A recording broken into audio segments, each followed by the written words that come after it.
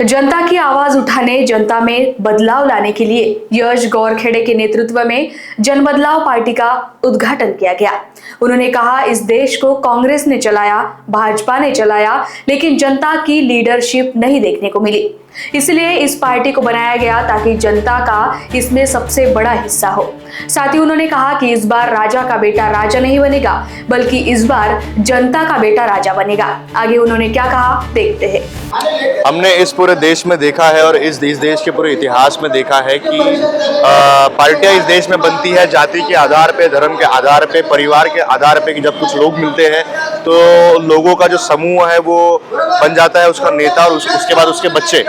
तो हम लोगों ने इतने साल से कांग्रेस भाजपा का शासन देखा है, कई पार्टियां आई है और गई है, लेकिन जनता का जो प्रतिनिधित्व है, जनता की जो लीडरशिप है वो हमको देखने के लिए नहीं मिली है। आप इतिहास उठा के देख लीजिए, कांग्रेस से लेकर भाजपा तक। भाजपा भी ये संघ परिवार की पार्टी है, कांग्रेस से गांधी परिवार की पार्टी है, शिवसेना ये ठाकरे परिवार की है, एनसीपी ये पवार फैमिली की है, लेकिन जनता की फैमिली ये कहाँ पे है। इसलिए जन बदलाव, क्योंकि हम लोग जब भी बदलाव की बात करते हैं तो हम लोग कभी जनता की बात नहीं करते हैं। और बाबा साहेब अम्बेडकर ने जो संविधान दिया उसमें लोकतंत्र दिया है, और लोकतंत्र में सबसे बड़ी जो ताकत है वो जनता के पास है, वो है वोट का अधिकार।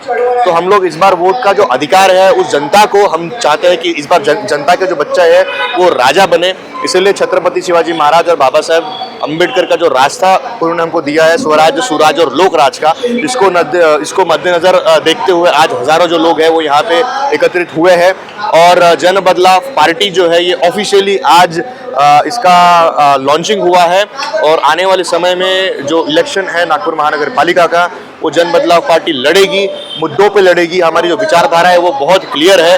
छत्रपति शिवाजी महाराज और डॉक्टर बाबा साहेब अम्बेडकर के ये पूरे कार्यकाल में जितने भी जो महामानुष है वो जो पैदा हुए थे, उनकी जो विचारधारा है उसको मद्देनजर रखते हुए मुद्दों की जो राजनीति है, जो गवर्नेंस है, जो अच्छी सरकार जो है वो कैसे ये चलाई जाए, उसमें एजुकेशन, शिक्षा, स्वास्थ्य, रोजगार, ये जो मूलभूत सुविधाएं हैं ये जनता को कैसी मिले ताकि इंडिया जो है ये नंबर 1 बन पाए। लोकवाहिनी मीडियासाठी अविनाश तोतडेची रिपोर्ट, नागपूर।